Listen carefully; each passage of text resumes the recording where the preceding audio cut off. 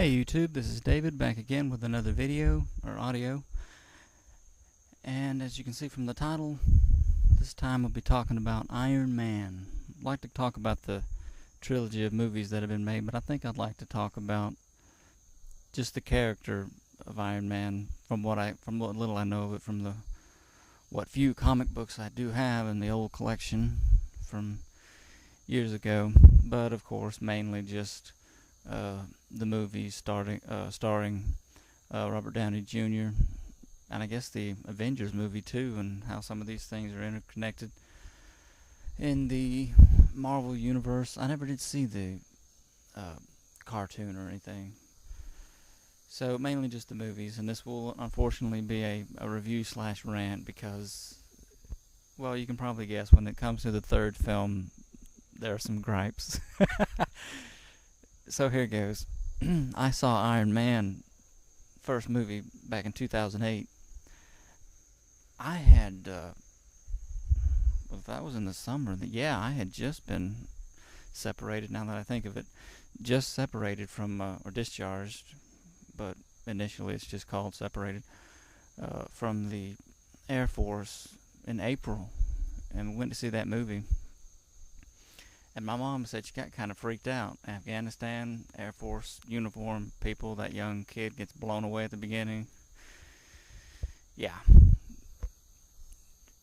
She mentioned how she was, well, I won't get hung up on, she was a little bit upset. Not in a serious way, just thinking, well, you know.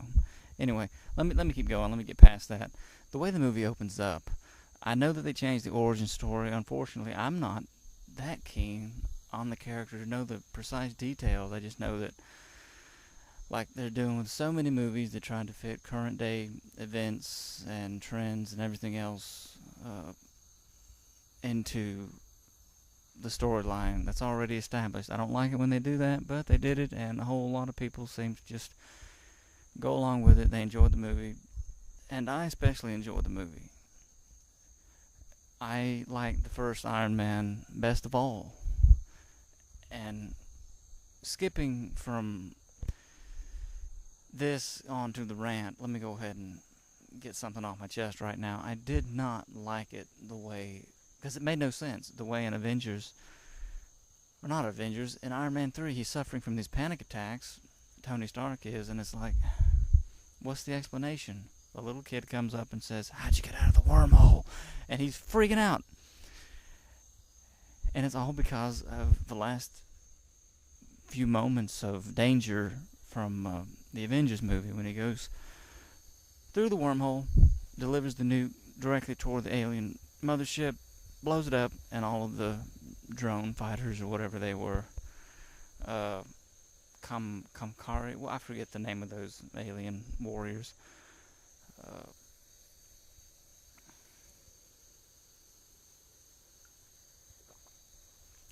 but it's like he had gone through more terrible things than that before the Avengers, and that's what does not make any sense at all to me, logically. I mean, this isn't discontinuity on par with X-Men movies per se. No, it's just, it still makes no sense though.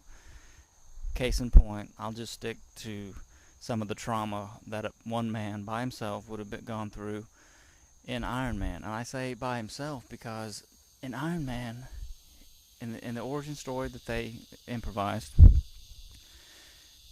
he gets caught by some Taliban-esque thugs, not actual Al-Qaeda people or anything. They just kind of use that backdrop situation to he's the weapons manufacturer guy selling some missiles. What was it? The Jericho? Something like that. Yeah, that missile. And he just happens to be wrong place, wrong time. Actually betrayed by his friend Jonathan. Lifelong friend, I guess it was. So, watch out for Jeff Bridges, everybody. Anyway, he gets kidnapped. He's by himself. He runs into this guy, the doctor, who saves his life. All he could do. Explosion, shrapnel in his chest. He hooked him up with a battery, gravitational whatnot, keeping shrapnel from sinking into his heart and obviously killing him. What was that guy's name?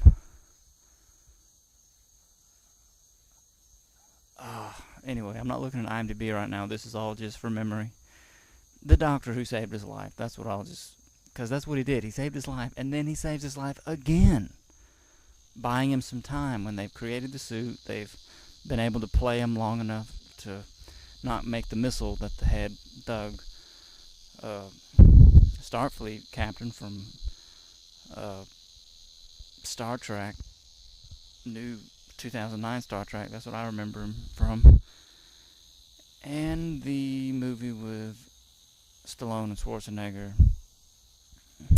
Escape Plan. That's the only movie I've ever seen that guy in. Those two movies besides his bad guy villain role in Iron Man. So they make the suit. He's escaping. They're going to be on him. The download hasn't completed to power up the suit and have his little chest arc operational so he can control this huge suit and be like a walking tank and kill all these bad guys and escape and help his buddy escape too. No, that's not what happens. The guy saves his life for a second time. And he gets shot up and he dies. He watches him die. He says, "Come on, you're gonna go see your family now." And he's like, "My family, I am going to see my family starve. My family's dead." And you're like, "Man, this is so tragic." And he's dead. Heavy stuff. Terrorists pointing guns at your head, saying, "If you fail, I'm gonna shoot this other guy." That was hardcore. Shrapnel in his chest, walking around with a battery in his hand that's hooked to him. Just horrific stuff. That's heavy duty. Even in Iron Man, and he's betrayed, also, by his best friend. Again, well, maybe not his best friend. Brody is his best buddy, but lifelong business partner, Jeff Bridges. And he's betrayed. All this stuff happens. He's trying to find himself. He understands he's culpable, like it's his weapons that are harming innocent people, and he goes through all this stuff in the first film. That's so great that there's moral character, and there are lessons in that movie. On top of everything he goes through, that's traumatic. In the second movie, he's trying to find himself. The movie gets so boring, with a lot of stuff to do with the Avengers, and Samuel L. Jackson showing up out of nowhere with Black Widow. And I remember that movie. I only saw it a couple times, but it was like Brody's pressuring him, like, "You don't deserve to wear that suit," and all this stuff. You're drunk, or that party scene, or whatever it was, when he takes off with one of the prototype suits. He's losing his way. The villain is Whiplash. Ends up fighting him at the end. Pepper almost dies. It was, again, heavy-duty stuff. It's totally different than what happens in the Avengers.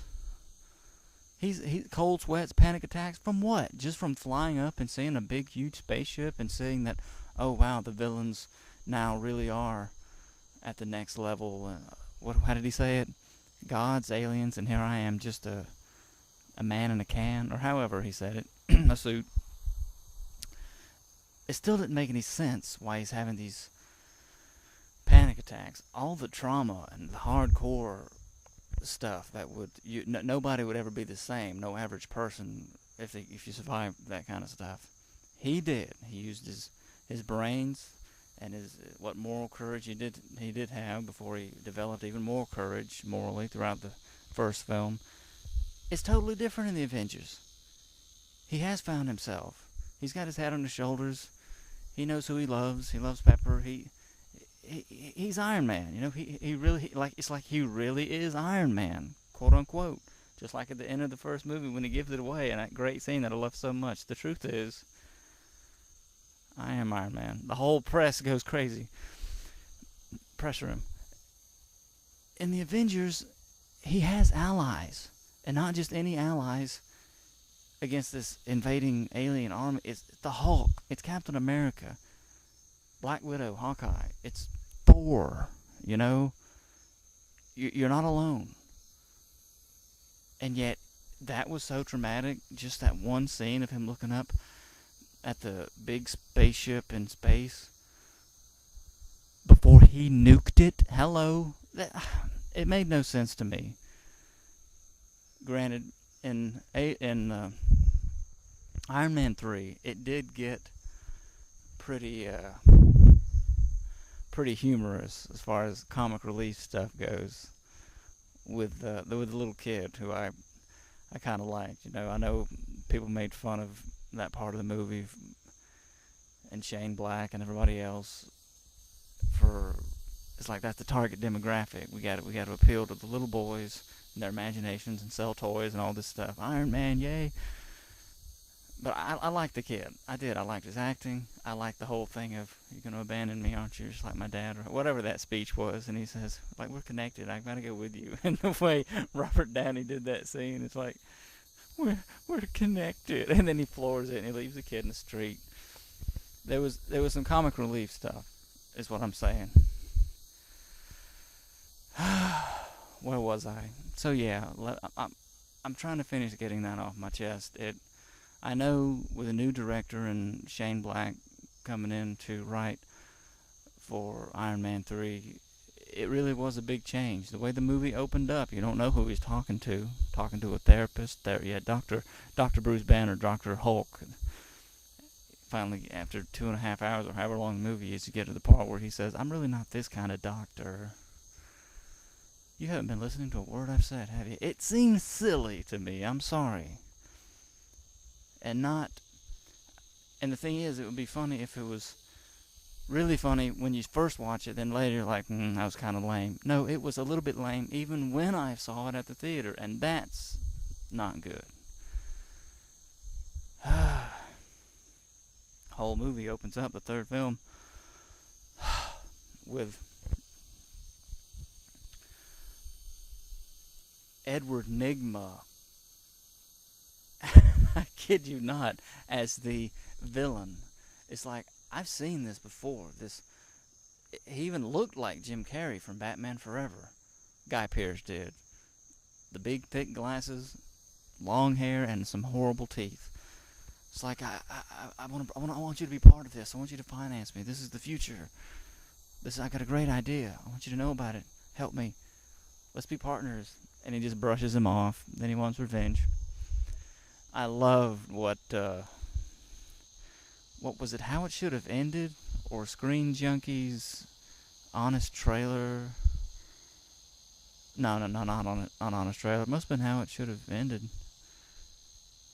or whatever. It was one of those little cartoons, Screen Junkie related, I think, where they said this is totally like The Incredibles, and it is. He wanted to be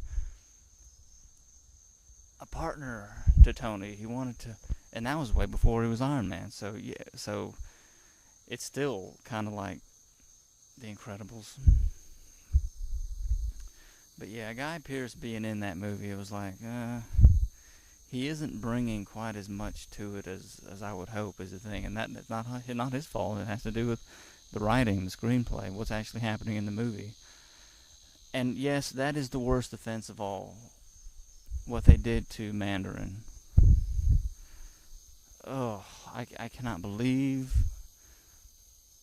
They shouldn't be able to get away with this stuff. I know I don't mean to get too dramatic, but Ben Kingsley as this phony face for a villain that in the story is very, very real, and it's like the big daddy arch nemesis to Iron Man, supposed to be with, like, is it magic that he has? The 10 rings? I mean, it's insane that they did that they got away with it.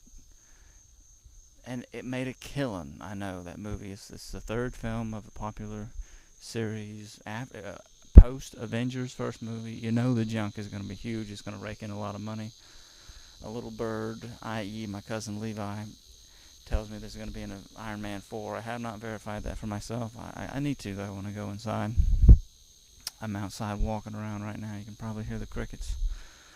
But yeah, I enjoyed the first film the best. The political whatnot, I guess I have the same kind of understanding / gripe as I have about the Transformers movies and the review/rant I want to do of that trilogy. All the stuff of, you need to hand this weapon of yours, the Iron Man weapon, over to the American people. It's like, you can forget it.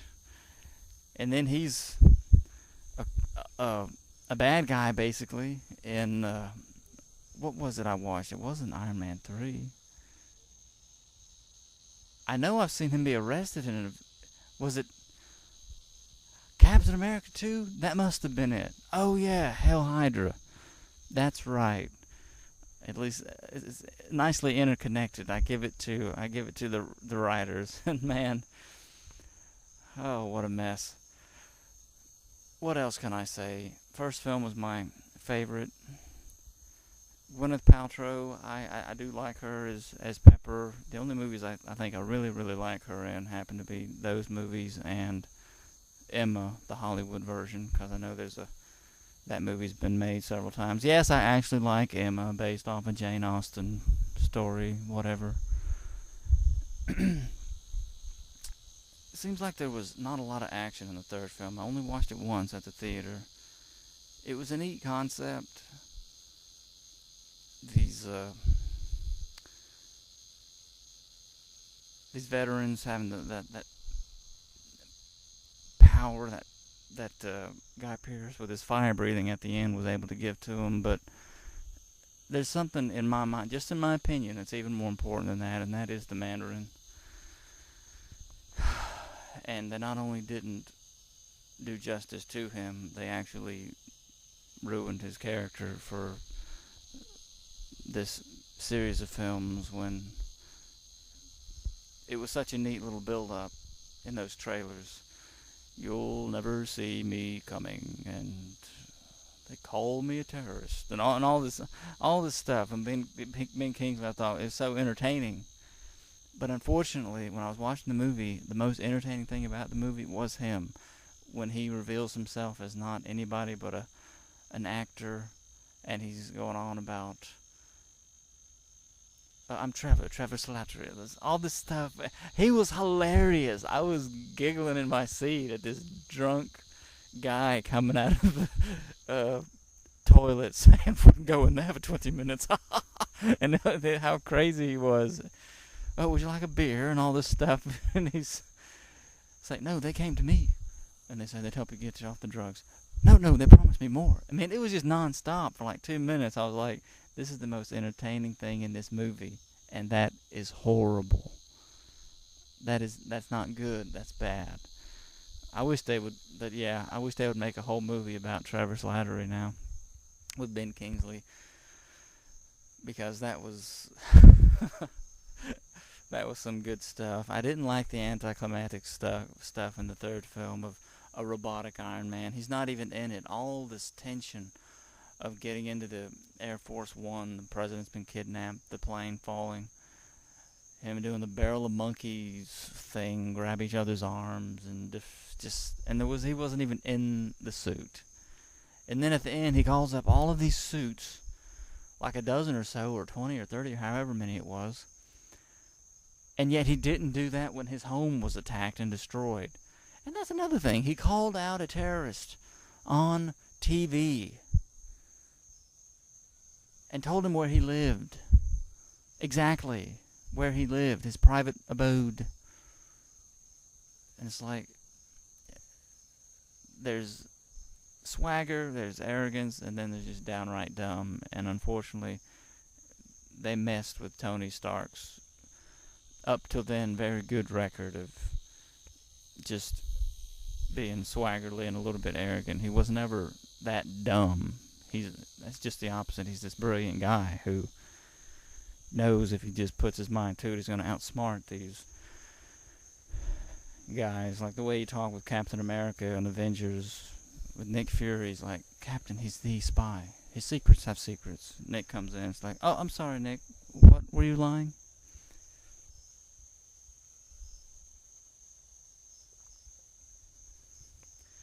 So yeah, I know I did the same thing I always do in these reviews. didn't go in with all my thoughts in a nice organized row. I bounced all around, but I have hit several of the high points that I wanted to especially rant about concerning the trilogy. As far as things I really liked, most of it, unfortunately, is just in one film, the first film. I liked it that he had a bit of a... It's funny how the thing he invented that powers the suit and helps keep the shrapnel out of his heart is called an arc. Well, his character had something of an arc in that movie, and the ending was just fantastic. You know, I am Iron Man. No secret identity. He just told... That's Iron Man right there, you know. That was great. As far as the second film, the guy from Galaxy Quest, I can't remember his name, but I do like him usually when I see him in films, trying to one-up Tony Stark and take business away from him. And Hammer! It's like, how did Hammer get on here when he's looking to... He commandeers their screens, showing the committee, or Congress, or whoever was questioning him at the beginning of the film. All these different countries trying to replicate his technology in the Iron Man suit and blowing themselves up and people breaking their backs, and there's Hammer. That test pilot survived, just for the record. It was it was entertaining, but it was the villain. It was Whiplash that oh man, I can't believe I can't recall the actor's name right now. I'm kicking myself. Anyways, I liked him. The drones at the end, there was something about the ending of that with the drones flying after Iron Man that I felt like it was in the comic books. I really did, because that's the kind of stuff. That and the scene in the Avengers when the aliens are pouring through the wormhole at the end and Iron Man's by himself. He hasn't arrived yet. That scene where he's shooting up all kind of missiles and zapping them and stuff. That scene and the ending of the second movie with the drones when they land. He and War Machine are back to back. That minute and a half of action, it's like, I know they can't give you that more. It costs a lot of money to do this stuff. But still, that was some good stuff. Some really good stuff. And his whole relationship with Brody, something to remark about too. I think his name is Terrence Howard? Yeah. He's in the first film, but then Don Cheadle was War Machine in the second film, Onward. And Brody, I guess he wasn't really War Machine. And, well, by the time of the ending of the second film, he was. So, yeah. My mom, another interesting thing, she really liked Terrence Howard for some reason in the first film. And she didn't like it that they changed him. And it's like, why did they change him? I like the first guy. And she doesn't like Don Cheadle for some of his movies a whole lot, so just a interesting side point. But I finally found out why it was that Terrence Howard wasn't in the other films. It was basically to do with money. Promised him $4 million, then they wanted to renege and say, we think these films are going to do great with it without you, and they only gave him one, and he basically said that his star had gotten bigger than all that, didn't have to take that from him, and so he wasn't in them. Which, good for him, you know. If that's the way being done wrong, you know. But at the same time, it's like, if only he had done it, then he could have been War Machine in Iron Man 2, Iron Man 3. For the 1 minute that War Machine is in it, Don Cheadle's one cool action scene at the very end of the film. And Avengers, if War Machine's in Avengers 2, then there would be again. It would just come back to help him again and again if only he had gone ahead and just done it. Anyway, what's done is done, just like this review/rant, because nothing else is jumping out at me that I want to talk about. I look forward to Avengers 2, Age of Ultron. I hear rumors somebody's going to die. I hope that's false. But I know they got to up the ante and make it more serious somehow, always getting more dangerous, more drama than the previous movie installments. So let's see. looking forward to Iron Man 4 if that is in fact happening. And what else can I say? I know, well, I don't know. I assume that a lot of these movie makers mean well. There's still something about it, though, especially when I just gotten out of the Air Force watching Iron Man 1. Something about the political whatnot. It's like when he goes to blow up his own equipment because he realizes it's fallen into the hands of the same people who were holding him captive. And there's the one military guy saying, he just shot at an F-22. Fire at will. And all this stuff. And there's his buddy Brody trying to say, Colonel, we don't even know what we're dealing with here. Or Major, or whatever that soldier's rank was. But what I mean by the political stuff is it's like you left yet again with this unrealistic message that somebody can just rush in and save the day and everything's going to be just fine after we do such and such. But it's never the case. But I know that's not what the whole movie is about. Rather the reverse. It's about taking responsibility for what you do. The first film is regarding the weapons and all that stuff. But yeah, I'm glad they finally got back to just Iron Man and his personal enemies list. People trying to do him in, people trying to betray him, people trying to steal his company, people trying to Tony Stark's company. Can I talk about his dad for a second? So yeah, I guess this review/rant isn't over yet. I really like that scene in the second film. Granted, they seem to stretch that whole thing of him. Yeah, he's having health problems, deteriorating fast from his heart. But that's another thing that's just so, I'm going to call it dumb to me, because in the third film he can just have this operation that would remove the shrapnel. Why in the world didn't you do that way back? I'm not going to, I've said enough, I'm not going to say anything more. Anyway, his dad with that scene, little Tony's just left the room, and his dad's making this video reel projection tape. All of a sudden he says Tony, and there's Robert Downey Jr.'s Tony watching the film like 30 years later or whenever it was, saying, you are my greatest achievement, you are my hope that things can be achieved that I couldn't achieve. I thought that was a very neat moment, absolutely.